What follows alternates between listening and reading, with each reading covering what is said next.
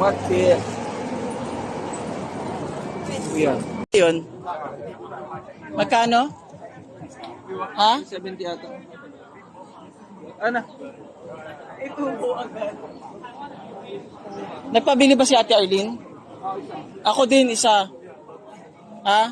May utang pala sa atin. Yes. 60? 4 kilo roda. Ay, 200. Ay, Binigay ba kami bigay niya? 300. Magkano ba? Isa. 80 nga. Ba't pataas ng pataas kanina 60? 70 sa 80 na. Bunga nga niyo. Actually, isa lang.